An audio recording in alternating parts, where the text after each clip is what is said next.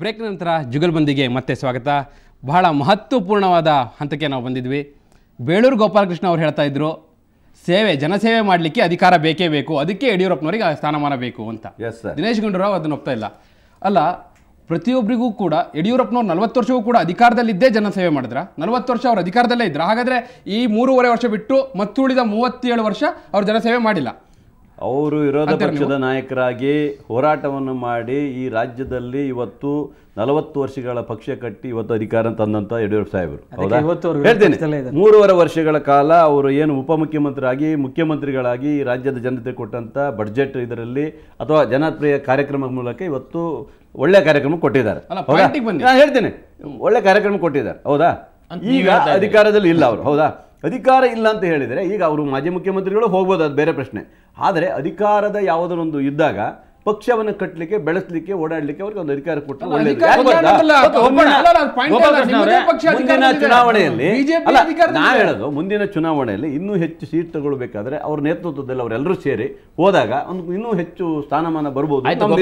ಅವರಿಗೆ ಅಧಿಕಾರ ಕೊಡೋದಿಲ್ಲ ಅಂತ ಯಾರು ಹೇಳ್ತಾ ಇಲ್ಲ. ನಿಮ್ಮ ಮೇಲೆ ಕೇಸುಗಳಿದಾವೆ, ಅದನ್ನೆಲ್ಲ ಮುಗಿಸ್ಕೊಂಡು ಬನ್ನಿ, ಆಮೇಲೆ ನಾವು ಗಡ್ಕರಿ ಅವರು ಹೇಳಿರೋ ಮಾತು ಅದನ್ನೇ. ಇಲ್ಲ, ಗೋಪಾಲಕೃಷ್ಣ ಕೇಸ್ ಅಂತ ಕೂಡ ನೀನು ಕೇಸ್ ಕೇಸ್ ಆಗ್ತಾ ಇದ್ರೆ ನಾನು ಅಪರಾಧಿ, ಕೇಸ್ ಆಗ್ತಾ ಅಪರಾಧಿ ಆಗಿ ಬರೋದು ಯಾವಾಗ? ಅದು ಕೇಸ್ ಆಗಿ 7-8 ವರ್ಷ ಆಗುತ್ತೆ. ಹಗರಣ ಇರ್ಬೋದು, ಬಂಗಾರಪ್ಪ ಆಯ್ತು. ಈಗ ಶೀಲಾ ದೀಕ್ಷಿತರ ಮೇಲೆ ಕೇಸ್ ಇದೆ, ಜಯಲಲಿತರ ಮೇಲೆ ಕೇಸ್ ಇದೆ, ಇನ್ನು ಹಲವಾರು ಮುಖ್ಯಮಂತ್ರಿಗಳ ಮೇಲೆ ಕೇಸ್ ಇದೆ. ಈಗ ಅವರೆಲ್ಲ ಅಧಿಕಾರ ನಡೆಸ್ತಾ ಇಲ್ವಾ? ಸುಮ್ಮನೆ ಕೂತ್ಕೊಂಡಿದ್ದಾರೆ. ಗಡ್ಕರಿ ಅವರು ನೇರವಾಗಿ ಹೇಳಿದ್ದಾರೆ, ಎಲ್ಲಾ ಕೇಸ್ಗಳಿಂದಲೂ ನೀವು ಹೊರಗೆ ಬರಬೇಕು ಅಂತಲೂ ಇಲ್ಲ. ಗಣಿ ರಿಪೋರ್ಟ್ ಬಹಳ ಮಹತ್ವಪೂರ್ಣವಾದದ್ದು, ಅದರಲ್ಲಿ ನಿಮ್ಮ ಹೆಸರಿದೆ, ಅದರಿಂದ ಮೊದಲು ಹೊರಗೆ ಬನ್ನಿ ಅನ್ನೋ ಮಾತಿನ ಹೇಳಿದ್ದಾರೆ. ಕೂಡ ತಾಳ್ಮೆಯಿಲ್ಲ. ನೀವು ಹೇಳೋದೇನೋ ಅಧಿಕಾರ ಬೇಕು, ಮೊದಲು ಮುಖ್ಯಮಂತ್ರಿ ಸ್ಥಾನ ಬೇಕು. ತಾಳ್ಮೆ ಇದ್ದಾರೆ, ಎಲ್ಲದೂ ಇದೆ. ಅವ್ರೇನು ಅಧಿಕಾರ ಕೊಡಿ ಅಂತ ಕೇಳಿಲ್ಲ. ಕೆಲವು ಅವರಲ್ಲಿ ಒತ್ತಡ ಮಾಡಿದ್ದಾರೆ, ಅವ್ರ ಅನಿವಾರ್ಯಗಳಿದ್ದಾರೆ. ಈಗ 60-70 ಜನ ಶಾಸಕರಿದ್ದಾರೆ, ಮಂತ್ರಿಗಳಿದ್ದಾರೆ. ಅವರೆಲ್ಲರೂ ಏನಿರುತ್ತೆ, ನೀವು ಅಧಿಕಾರ ತಗೊಳ್ಬೇಕು, ನೀವು ಹಾಗೆ ಕೂರ್ಲಿಕ್ಕಾಗೋದಿಲ್ಲ, ನೀವು ಟೂರ್ ಹೊಡಿಬೇಕು. ಭಾರತೀಯ ಜನತಾ ಪಕ್ಷ ಮುಂದಿನ ದಿನದಲ್ಲಿ ಸುಮಾರು 150 ಸೀಟರು ತಗೊಳ್ಳುವಂತ ಶಕ್ತಿ ತಗೊಳ್ಬೇಕಾದ್ರೆ ನಿಮ್ದು ಶಕ್ತಿ ಬೇಕು ಅಂತ ಹೇಳಿದ್ದಾರೆ. ಮುಖ್ಯಮಂತ್ರಿ ಸ್ಥಾನನೇ ಕೊಡಿ ಅಂತ ಕೇಳಿದ್ದಾರೆ. ಯಾವ ತರ ಒಂದು ಸ್ಥಾನಮಾನ ಕೊಡಿ ಅಂತ ರಾಷ್ಟ್ರೀಯ ಅಧ್ಯಕ್ಷರು ಬಿಟ್ಟಿರೋದು, ಅವ್ರ ಸ್ಥಾನಮಾನ ಕೊಡೋದು ಬಿಡೋದು ರಾಷ್ಟ್ರೀಯ ಅಧ್ಯಕ್ಷರು ಬಿಟ್ಟಿರೋದು. ಅದರಿಂದ ನಮ್ಮ ಸಾಹೇಬರು ಇವತ್ತು ಹೇಳಿದ್ದಾರೆ, ನಾನು ಯಾವುದೇ ಸ್ಥಾನಮಾನವನ್ನು ಕೇಳುವುದಿಲ್ಲ, ನಾನು ಯಾವುದೇ ಒತ್ತಡ ಮಾಡೋದಿಲ್ಲ.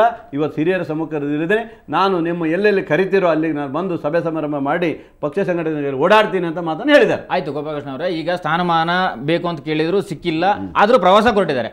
ಪ್ರವಾಸವನ್ನು ನಾವು ಎಷ್ಟು ಮಟ್ಟಿಗೆ ನಂಬೋದು? ಯಾಕಂದ್ರೆ ಆಡಳಿತ ಇಳಿದಾಗಿಂದ ಇವರು ಬಹಳ ಸರಿ ಪ್ರವಾಸ ಕೊಟ್ಟಿದ್ದಾರೆ. ಒಂದ್ಸರಿ ಬೆಂಚ್ ಕಾರ್ ತಗೊಂಡು ಅದು ಪ್ರವಾಸಕ್ಕೋಸ್ಕರ ಅಂತ ನಿರಾಣಿ ಅವರು ಕೊಟ್ಟರು, ನಾನು ಇದರಲ್ಲಿ ರಾಜ್ಯ ಪ್ರವಾಸ ಮಾಡ್ತೀನಿ ಅಂತೇಳಿ ಫೋಟೋ ಎಲ್ಲ ಒಂದು ಪೇಪರಲ್ಲಿ ರಾಜ್ಯ ಪ್ರವಾಸ ಮಾಡಿಲ್ಲ. ಆಮೇಲೆ ಮತ್ತೆ ಪಕ್ಷ ಸಂಘಟನೆ ಅಂದ್ರೆ ಯಾವಾಗ ಈ ತರ ಚಟುವಟಿಕೆಗಳನ್ನು ಮಾಡ್ತಾರೆ, ಅದು ಮುಗಿದ ತಕ್ಷಣ ಪಕ್ಷ ಸಂಘಟನೆಗೆ ಹೊರಡ್ತೀನಿ, ರಾಜ್ಯ ಪ್ರವಾಸ ಮಾಡ್ತೀನಿ, ಅಲ್ಲಿ ಸನ್ಮಾನಕ್ಕೆ ಕರೆದಿದ್ದಾರೆ ಅಂತ ಹೇಳ್ತಾರೆ. ಅದು ಎಲ್ಲೂ ಹೋಗಿಲ್ಲ, ಯಾಕೆ ಇದು? ಹೋಗ್ತಾರೆ ನೋಡಿ, ಸುಮಾರು ಕಡೆ ಹೋಗಿ ಬಂದಿದ್ದಾರೆ. ನೀವು ಹೇಳ್ದಂಗಿಲ್ಲ, ತುಂಬಾ ಕಡೆ ಹೋಗಿ ಬಂದಿದ್ದಾರೆ. ಅಲ್ಲಿ ಉದ್ಘಾಟನೆ ಕಾರ್ಯಕ್ರಮಕ್ಕೆಲ್ಲ ಹೋಗಿ ಬಂದಿದ್ದಾರೆ, CM ಜೊತೆಗೂ ಹೋಗಿ ಬಂದಿದ್ದಾರೆ. ಅಂದರೆ ಈಗ ಒಂದು ನಿರ್ಧಾರವನ್ನು ಮಾಡ್ಕೋಬೇಕು. ಒಬ್ಬ ಸಮರ್ಥ ನಾಯಕನನ್ನ ಇವತ್ತು ಪಕ್ಷ ತೊಡ್ಕೊಂಡು ಹೋಗುವಂಥ ಕೆಲಸ ಆಗಬೇಕಾಗಿದೆ. ಯಾಕಂದರೆ ನಮ್ಮ ಇವತ್ತು ಭಾರತೀಯ ಜನತಾ ಪಕ್ಷ ಇವತ್ತು ಏನು 110 ಸೀಟ್ ಬಂದಿತ್ತು, ಇವಾಗ 121 ಆಗಿದ್ದೀವಿ ನಾವೆಲ್ಲ ಸೇರಿ. ಇನ್ನೂ ಹೆಚ್ಚಿನ ಬಲಾಢ್ಯವಾಗಿ ಬೆಳಿಬೇಕಾದ್ರೆ ಶಕ್ತಿಯುತವಾಗಿ ಒಂದು ರಾಜಕಾರಣದಲ್ಲಿ ಎಲ್ಲ ಹೋಗೋದು ಒಳ್ಳೇದು ಅನಿಸ್ತದೆ. ನೀವು ಹೇಳಿದಷ್ಟು ಸುಲಭವಾಗಿಲ್ಲ ಅಂತ ಬೇಳೂರವ್ರು. ಯಾಕಂದ್ರೆ ಅವ್ರು ಇವತ್ತು ಮುಖ್ಯಮಂತ್ರಿ ಸ್ಥಾನ ಬೇಡ ಅಥವಾ ನಂಗೆ ಯಾವ ಸ್ಥಾನ ಬೇಡ ಅಂತಿದ್ದಾರೆ ಅಂದ್ರೆ, ಮೊನ್ನೆ ಅಷ್ಟೇ ಗಡ್ಕರಿ ಅವ್ರು ಹೇಳೋಗಿದ್ದಾರೆ, ಇರೋದಾದ್ರೆ ಇರಿ, ಇಲ್ಲ ಅಂದ್ರೆ ಹೋಗಿ. ನೋಡಿ, ಯಾವುದು ಸುಳ್ಳಿತದೆ ಎಲ್ಲ ಹೇಳಕ್ಕೆ ಹೋಗ್ಬಿಡಿ. ಯಾವುದೇ ಪದವನ್ನು ಹೇಳಿಲ್ಲ. ಗಡ್ಕರಿಯವರು ಸಹ ಆನಂತರ ಮಾಜಿ ಮುಖ್ಯಮಂತ್ರಿಗಳ ಹತ್ರ ಯಡಿಯೂರಪ್ಪ ಹತ್ರ ಮಾತಾಡಿದ್ದಾರೆ. ಪೇಪರಲ್ಲಿ ಬಂದಿರುವಂಥ ಕೆಲವು ಮಾಧ್ಯಮಗಳು ನೋಡಿ ಬೇಸರ ಆಗಿದೆ ಅಂತಲೂ ಹೇಳಿದ್ದಾರೆ. ಸುಮ್ಮನೆ ಅಲ್ಲಿದ್ದ ನಾವೆಲ್ಲ ಕೂತಿದ್ದೀವಿ. ಯಡಿಯೂರಪ್ಪ ಸಾಹೇಬರನ್ನ ಹೊಗಳಿದ್ದಾರೆ, ಒಳ್ಳೆ ಆಡಳಿತ ಕೊಟ್ಟಿದ್ದಾರೆ. ಅವ್ರನ್ನೂ ಸಹ ಮುಂದಿನ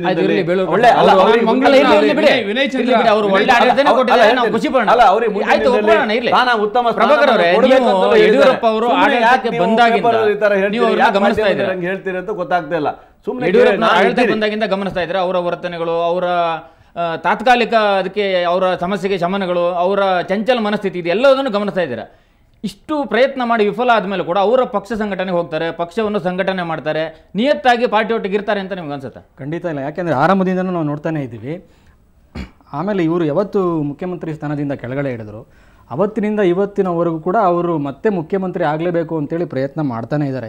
ಸುಮಾರು ಸತಿ ಡೆಲ್ಲಿಗೆ ಹೋಗಿ ಬಂದರು, ಇಲ್ಲಿ ಸಭೆ ಸಮಾಲೋಚನೆಗಳು ಮಾಡಿದ್ರು.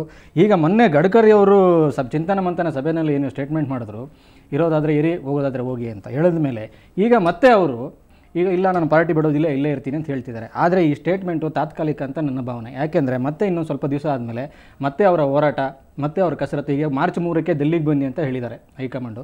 ಮಾರ್ಚ್ 3ನೇ ತಾರೀಕು ಡೆಲ್ಲಿಗೆ ಹೋಗ್ತಾರೆ. ಅಲ್ಲೋದ್ರೂ ಕೂಡ ಇದೇ ನಾಯಕತ್ವಕ್ಕಾಗಿ ಅವರು ಪಟ್ಟು ಹಿಡಿದೇ ಹಿಡಿತಾರೆ ಅಂತ ಹೇಳ್ತೀನಿ.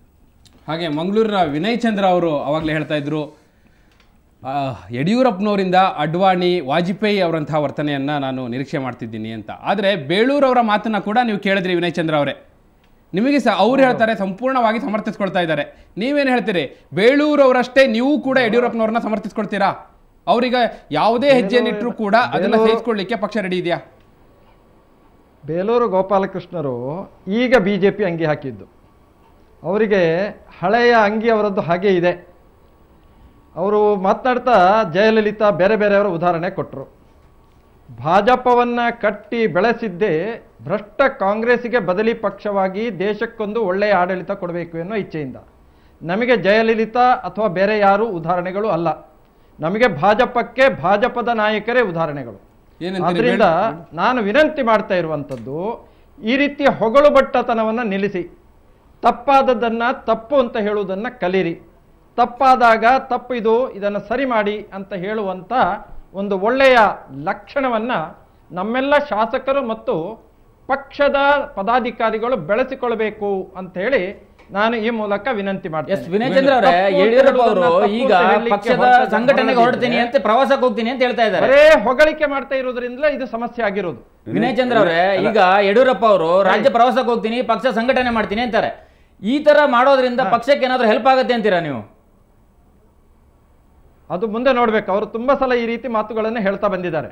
ನಿಜವಾಗಿಯೂ ಪೂರ್ತಿ ಮನಸ್ಸಿನಿಂದ ಅವರು ಪಕ್ಷ ಸಂಘಟನೆಗೆ ಬಂದ್ರೆ ಸಂತೋಷ.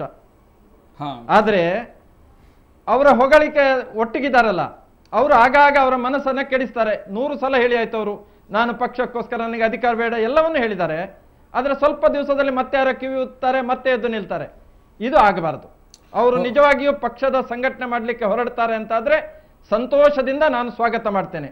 ಇವತ್ತಿನಿಂದಲೇ ಎಲ್ಲ ಸ್ಥಾನಮಾನಗಳನ್ನ ಮರೆತು, ಯಾಕಂದ್ರೆ ಇಲ್ಲಿ ಒಂದು ಮಾತು ಗೋಪಾಲಕೃಷ್ಣರು ಹೇಳಿದ್ರು, ಸೇವೆಗಾಗಿ ಅಧಿಕಾರ ಬೇಕು ಅಂತ. ಅಧಿಕಾರ ಸೇವೆಗಾಗಿ ಅಲ್ವೇ ಅಲ್ಲ, ಅಧಿಕಾರ ಆಡಳಿತವನ್ನ ಸರಿಯಾಗಿ ನಡೆಸುವುದಕ್ಕೆ ಬೇಕಾಗಿರೋದು. ಸೇವೆಗೆ ಜನ ಅಧಿಕಾರ ಇಲ್ಲದಿದ್ರೂ ಸೇವೆ ಮಾಡ್ಬೋದು. ನಾವೆಲ್ಲ ದುಡಿತಾ ಇದ್ದೇವೆ, ನಾವೇನು ಅಧಿಕಾರವನ್ನು ಆಶೆ ಪಟ್ಟಿಯೂ ಇಲ್ಲ, ಅಧಿಕಾರವನ್ನು ಅನುಭವಿಸೂ ಇಲ್ಲ, ನಾವು ದುಡಿತಾ ಇದ್ದೇವೆ. ಸೇವೆ ಮಾಡುವವನಿಗೆ ಅಧಿಕಾರ ಬೇಕಾಗಿಲ್ಲ, ಆಡಳಿತವನ್ನ ಸರಿದಾರಿಗೆ ತರುವುದಕ್ಕೆ ಮಾತ್ರ ಅಧಿಕಾರ ಬೇಕಾಗಿರುವುದು. ವಿನಯ್ ಚಂದ್ರ ಅವರೇ, ಬಹಳ ಒಳ್ಳೆ ಮಾತು ಹೇಳಿದ್ರೆ. ಅದಕ್ಕೆ ಒಳ್ಳೆ ಆಡಳಿತ ವಿನಯ್ ಚಂದ್ರ ಅವರೇ, ಅದಕ್ಕೆ ನಾನು ಬೇಳೂರವರಿಂದ ಕೂಡ ಉತ್ತರ ಪಡಿತೇನೆ. ಕೇಳಿ ಬರ್ತಾ ಇಲ್ಲ. ವಿನಯ್ ಚಂದ್ರ ಅವರೇ, ಬಹಳ ಒಳ್ಳೆ ಮಾತು ಹೇಳಿದ್ರೆ. ಅದಕ್ಕೆ ನಾನು ಬೇಳೂರವರಿಂದ ಕೂಡ ಉತ್ತರ ಪಡಿತೇನೆ. ಆದ್ರೆ ಅದಕ್ಕೂ ಮೊದಲು ಒಂದು ಬ್ರೇಕ್ ನಂತರ ಜುಗಲ್ಬಂದಿ ಮುಂದುವರಿಯುತ್ತೆ.